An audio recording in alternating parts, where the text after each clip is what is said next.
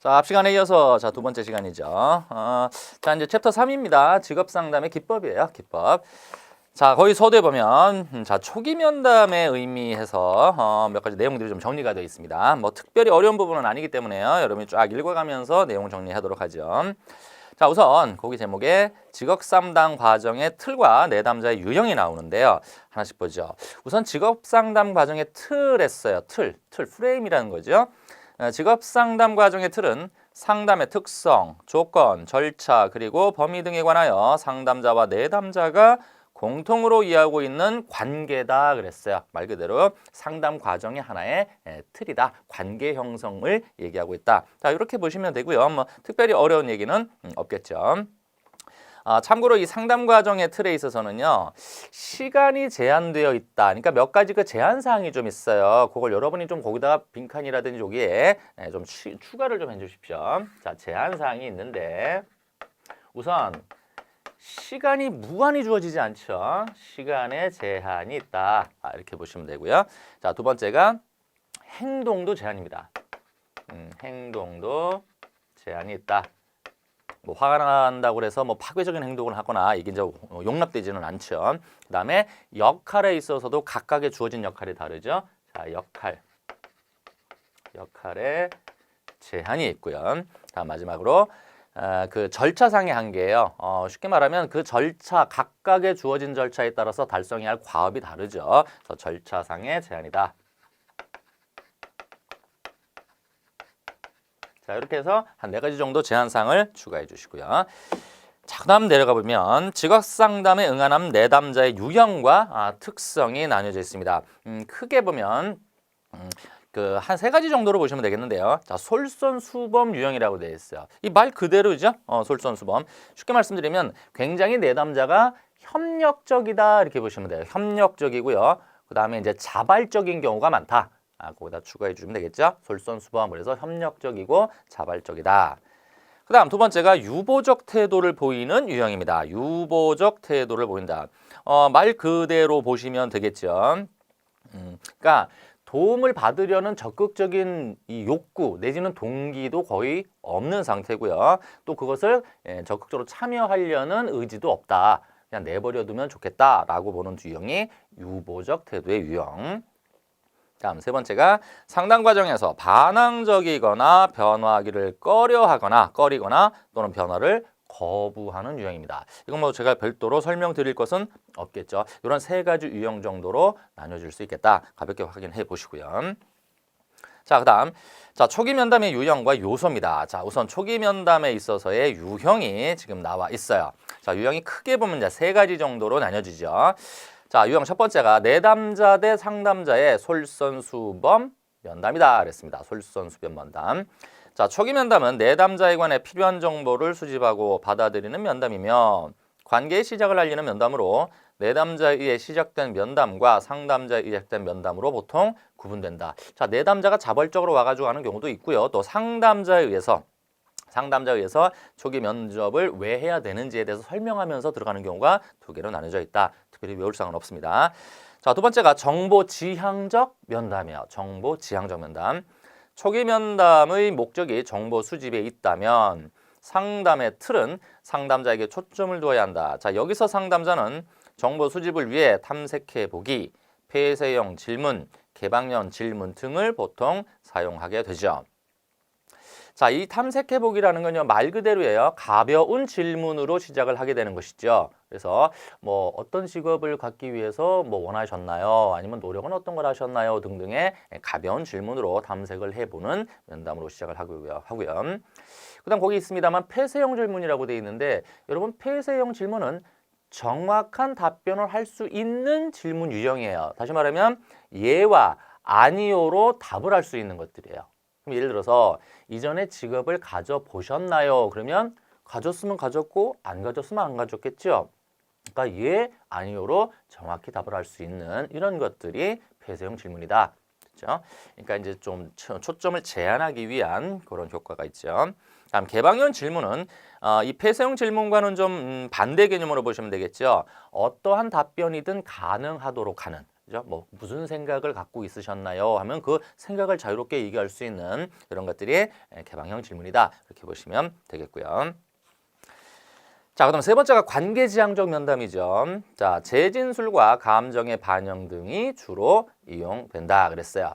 자, 이 재진술이라는 것이 나오는데 이 재진술은 이 반사적 반응이라고 보시면 돼요. 반사적 반응. 그러니까 이 그러니까 내담자죠. 상담하러 온 사람, 내담자의 전에 진술에 대해서 다시 리액션을 해주는 겁니다. 재진술을 해주는 거예요. 아, 그러셨군요. 라든지, 뭐, 저 같아도 참 힘드셨겠어요. 라든지, 이렇게 해서 이 적극적으로 듣고 있음을 알리는, 요거 이제 재진술이고요. 자, 감정의 반영입니다. 감정을 실어서. 기계적으로 하는 면담이 아니잖아요. 감정의 반영. 자, 이 정도 체크해 주시면 돼요. 자, 그 다음 내용 가보죠.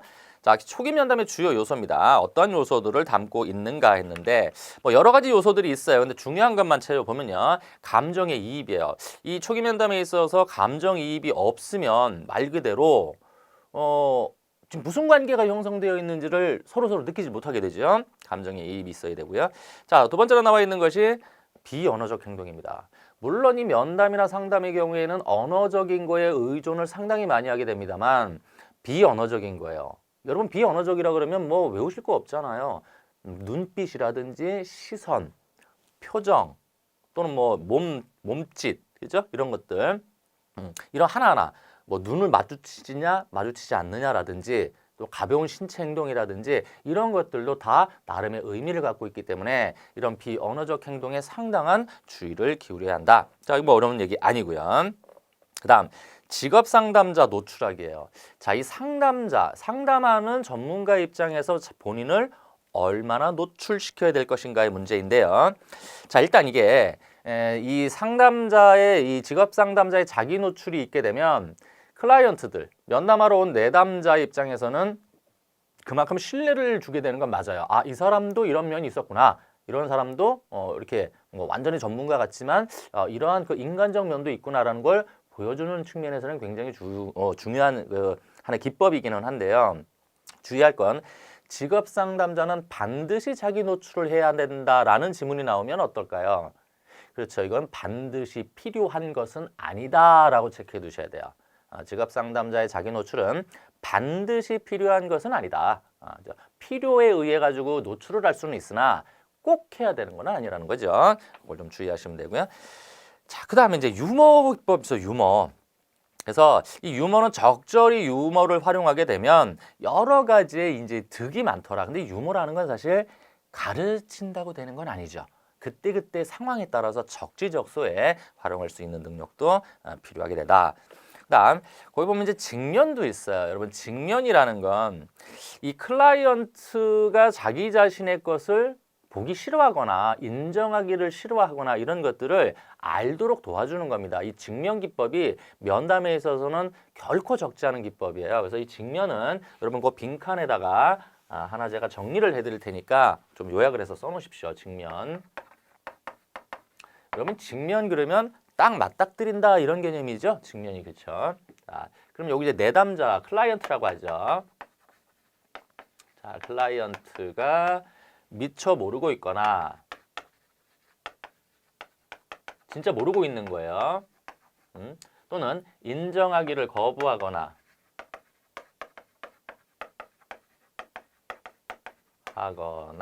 알고는 있는데 인정하기를 거부하죠. 그다음 앞뒤 진술이 다른 경우. 저번에는 A라고 얘기하고 이번에는 B라고 얘기했다 이런 경우죠. 앞뒤 진술이 다른 경우 이를 알도록 자, 이거요. 상담자가 지적해 주는 기법. 상담자가 지적해 주는 기법.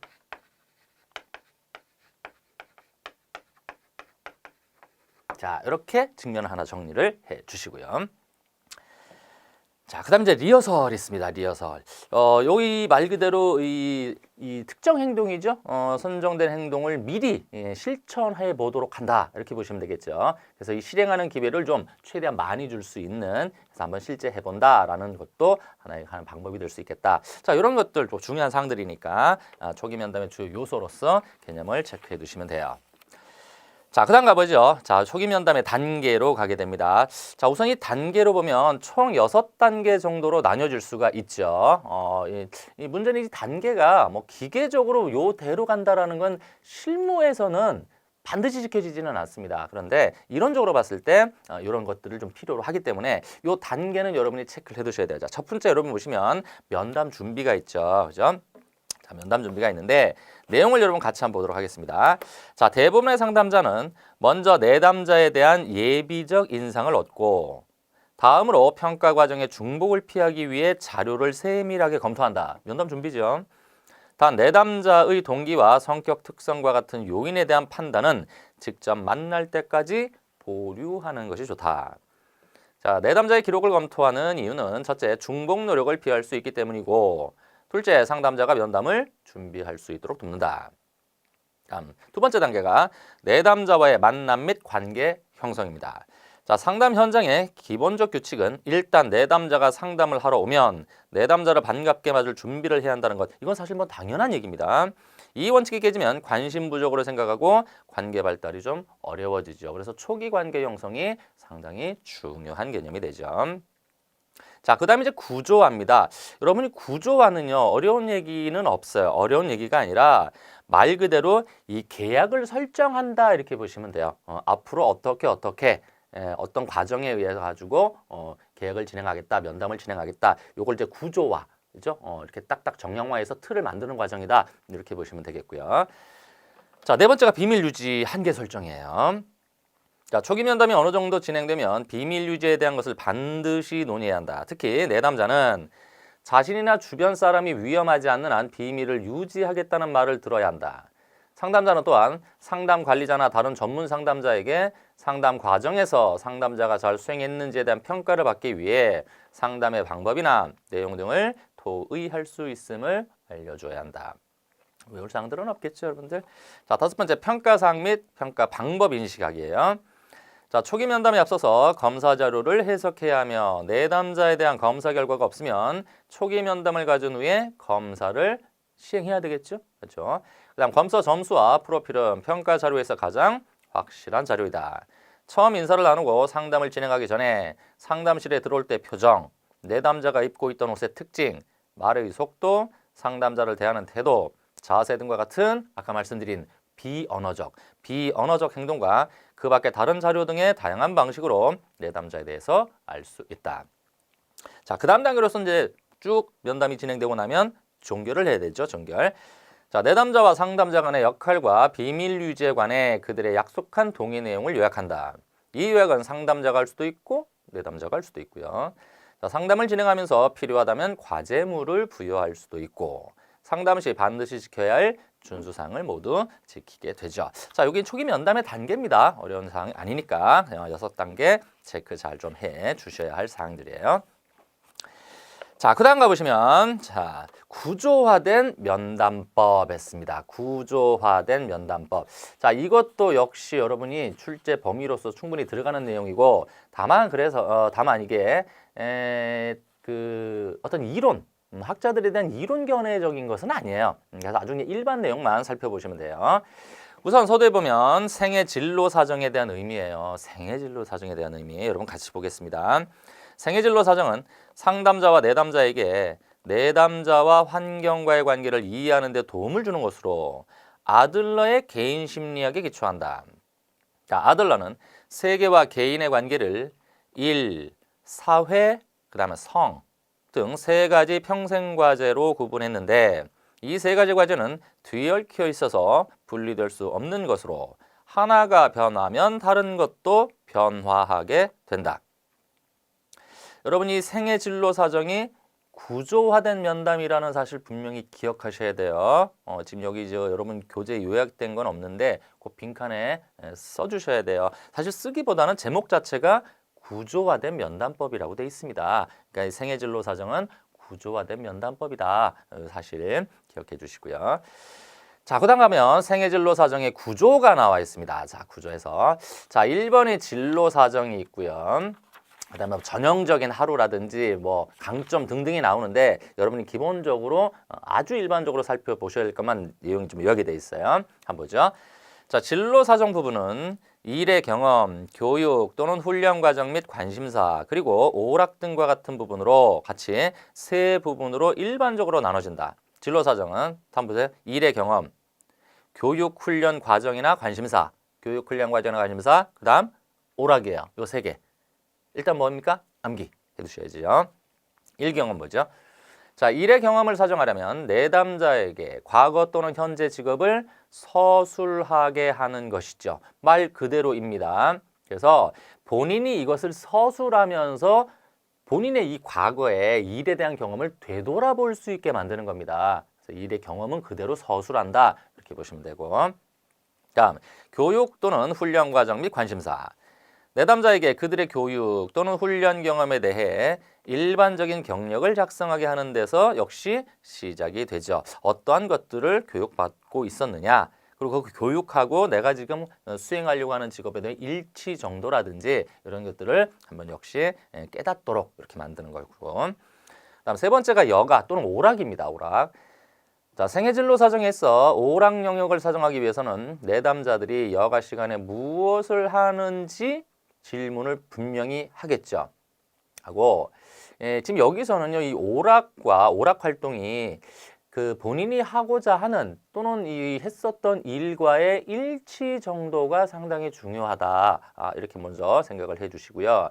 그래서 이 여가는 이 사랑이나 우정 관계를 파악하는 데 있어서도 상당히 유용한 하나의 평가 방법입니다. 그래서 그거 여가까지 세 개를 체크해 주시면 됩니다. 자, 그 다음 넘어가 보죠. 자, 생애진로 사정에 대한 적용 파트예요. 여러분 생애진로잖아요. 생애진로. 인간 생애에 있어서의 전체적인 진로, 큰 그림을 우리가 한번 쭉 훑어본다 생각하시면 돼요. 그렇죠? 자, 거기 보면 생애진로 사정에 있어서의 가족 역할이 나와 있어요. 그죠? 자, 생애진로 사정은 내담자들이 그들의 환경에 대해 어떻게 타협하는가에 관한 정보를 이끌어낼 뿐 아니라 직업자로서의 역할, 작업자로서의 역할, 또는 학습자로서의 역할, 그리고 개인적 역할을 포함한 각종 생애 역할을 어떻게 수행하고 있는지 역할 기능 수중을 다루기 위한 것으로 보통 하게 된다. 그래서 이 적용은 이렇게 내용을 보시면 되겠고요. 자, 그 다음 가보면 자, 여기 이제 내용으로 간다면은 이 내담자 직업 능력 사정이라는 것이 나오게 되는데 참고로 여기서 여러분 하나 추가해 두실 것이 있어요. 여러분 아마 요약집에서는 거기 없는데요. 요거 하나. 아이고. 자, 들어는 보셨을 겁니다. 직업 가계도입니다. 직업 가계도. 자, 이 직업 가계도는 이 말 그대로 본인에 관련된 친인척들의 직업을 도표로 나타내는 것이에요. 그죠? 이 생물학적인 뭐 조부모 또 그죠? 아니면 뭐 양부모도 상관없고요. 뭐 양친이라든지 숙모, 삼촌 관계죠. 근데 형제, 자매 등의 직업을 말 그대로 도표로 나타내는 겁니다. 그러니까 쉽게 말씀드리면 친인척 적의 직업을 도표로 표시하는 것을 보통 직업 가계도라고 한다. 직업 가계도. 이 직업 가계도 같은 경우도 여러분 그려봐라 라는 것은 거의 뭐 나올 일은 없겠습니다만 이 직업 가계도로 인해서 이 자기 지각의 근거를 밝히는 데 굉장히 도움이 돼요. 그러니까 이 가족 구성원들이 이 직업 선택을 내가 이걸 왜 하게 됐느냐의 영향을 어느 정도 받았느냐. 그러니까 내담자의 직업 선택에 대한 자기 지각이라고 하죠. 스스로 느끼는 거. 자기 지각. 요 자기 지각의 근거에 유용하다. 자, 요게 자기 지각을 하는 데 있어서 굉장히 중요하다. 자, 요거 하나 조금 추가를 해주시면 좋겠네요.